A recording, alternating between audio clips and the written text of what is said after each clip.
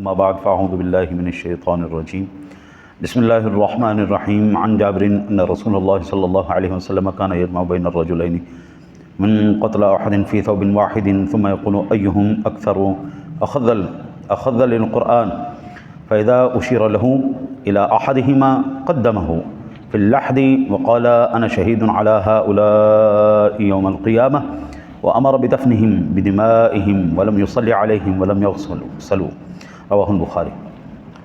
حضرت جابر رضی اللہ تعالیٰ عنہ سے روایت ہے کہ رسول اللہ صلی اللہ علیہ وسلم شہدائے احد میں سے ایک کپڑے میں دو جمع فرماتے تھے، پھر فرماتے ان میں سے زیادہ قرآن کسے یاد ہے؟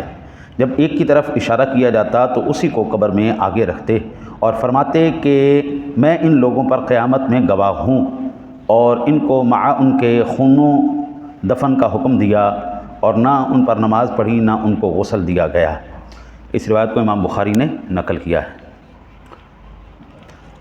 ہمارا زمانہ بڑا نا بہترین زمانہ ہے اس لحاظ سے کہ نعمتیں اور چیزیں ہمارے پاس وافر ہیں۔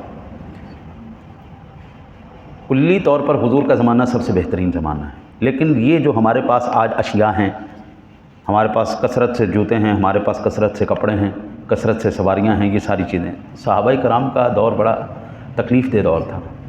یہ بخاری شریف کی حدیث پاک ہمیں بتا رہی ہے کہ اس وقت شہداء کو ایک چادر میں دو دو کو لپیٹا جاتا تھا، ایک چادر میں دو دو کو لپیٹا جا رہا ہے، کپڑا ہی نہیں ہے، کمی ہے اس وقت۔ اچھا، پھر اب یہاں پر یہ اعتراض نہیں ہوتا کہ ایک کپڑے میں دو کو کیسے لپیٹ دیا، کیونکہ یہاں پر شہید کی بات ہو رہی ہے۔ عام بندے کے کپڑے اتار لیے جائیں گے، عام بندے کو کفن دیا جائے گا، لیکن شہید کا پروٹوکول یہ ہے کہ اس کو اس کی اسی وردی کے ساتھ جس میں وہ جو ہے جہاد کیا ہے اس کو اسی میں لپیٹ کے اس میں دفن کیا جائے گا۔ وہ کپڑے ان کے ساتھ تھے، لہٰذا جو ہے نا جسموں کا ایک دوسرے کے ساتھ مس ہونا یہاں سے ثابت نہیں ہوتا۔ اس حدیث پاک سے ایک بات اور معلوم ہوئی، نبی اکرم صلی اللہ علیہ وسلم ان دونوں کے بارے میں پوچھتے تھے جو شہید ہوئے، ان میں سے قرآن کا قاری زیادہ کون ہے؟ جب صحابہ کہہ دیتے تھے کہ یا رسول اللہ اس کو زیادہ قرآن پاک یاد ہے، تو حضور اس کو پہلے رکھتے، لاحد میں اس کو پہلے رکھتے، دوسرے کو بعد میں رکھتے۔ یاد رکھیں، آج اکثر مسلمان قرآن پاک غلط پڑھتے ہیں، ٹھیک نہیں پڑھتے۔ ہم اگر اردو زبان کے اندر جب تحریر کرتے ہیں نا جی، تو الفاظ کا ایک نقطہ بھی ادھر ادھر ہو جائے نا تو وہ معنی کہیں کا کہیں بنا دیتا ہے۔ میں ایک مثال آپ کے سامنے رکھ دیتا ہوں، میم ہا رے می، یہ کیا بنا؟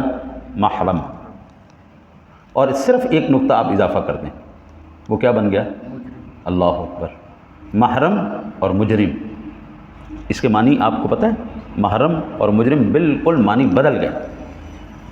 ہم ہر ایک مسلمان کے اوپر اتنا قرآن سیکھنا فرض عین ہے جتنے سے نماز ادا ہو جائے۔ سورہ فاتحہ شریف اور چند صورتیں، موٹی سی مثال میں آپ کو کروں۔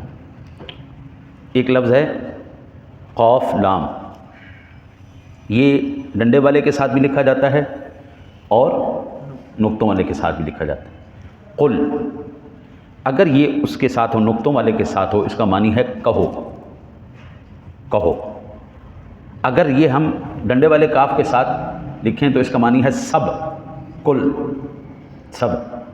اب جو قل کی جگہ کل کہہ رہا ہے، اس کا مطلب یہ ہے قرآن پاک میں جہاں پر کہا گیا ہے کہو، وہاں پر وہ کہہ رہا ہے سارے، ٹھیک ہے جی۔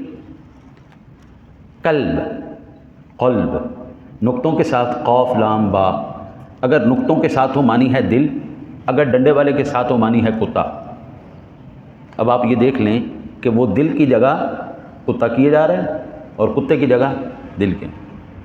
میرے آقا نبی اکرم صلی اللہ علیہ وسلم کا ایک فرمان علی شان ہے، رب قارئ للقرآن والقرآن یلعنہ، بعض قاری ایسے ہیں جب قرآن پڑھتے ہیں قرآن ان پر لعنت بھیجتا ہے۔ اب یہ تو میں نے ایک دو مثالیں آپ کو عرض کی ہیں، وقت کے دامن میں اتنی وسعت نہیں ہے، ایک دو مثالیں میں نے عرض کی۔ اللہ کے نیک بندے، تیرے اوپر اتنا قرآن سیکھنا فرض ہے جتنا تو نماز میں پڑھتا ہے۔ نماز کے اندر قرات فرض ہے، اور فرض اگر نماز میں سے ساقط ہو جائے تو نماز سرے سے نہیں ہے۔ وہ اب کتنی آسانی ہو گئی، جگہ جگہ مسجدیں کھول گئی، آپ کو جو قاری صاحب پسند ہے آپ ان سے قرآن سیکھ لیں۔ اب تو ایپس ایسی آ گئی ہیں جس سے آپ قرآن سیکھ سکتے ہیں، آپ ان سے قرآن سیکھ لیں۔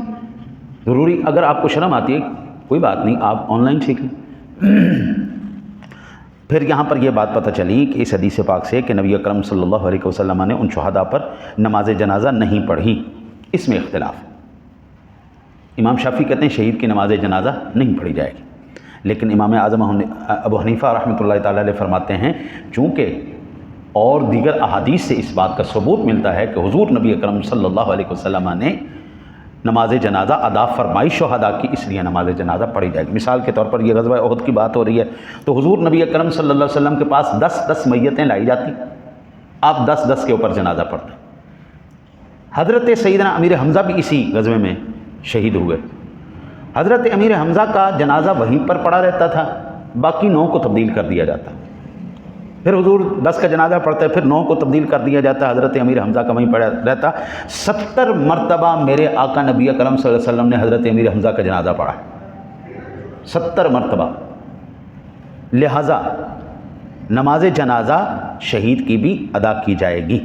اور ایک اور حدیث پاک ہے جس میں حضور نبی اکرم صلی اللہ علیہ وسلم نے شہدائے احد پر ان کی شہادت کے 8 سال کے بعد اپنی وفات کے قریب پھر دوبارہ نماز جنازہ پڑھی، حضور نبی اکرم صلی اللہ علیہ وسلم نے دوبارہ۔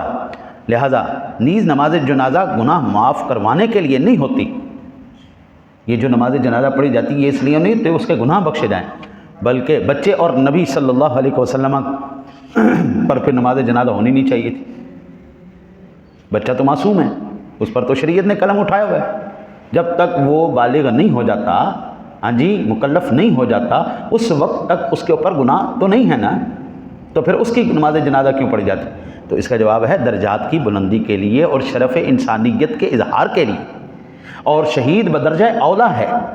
اگرچہ شہید کی شہادت کے وقت سارے گناہ معاف کر دیے جاتے ہیں، تو اس کی شہادت، اس کی شرف انسانیت، اس کے درجات کی بلندی کے لیے جو ہے وہ نماز جنازہ ادا کی جاتی ہے۔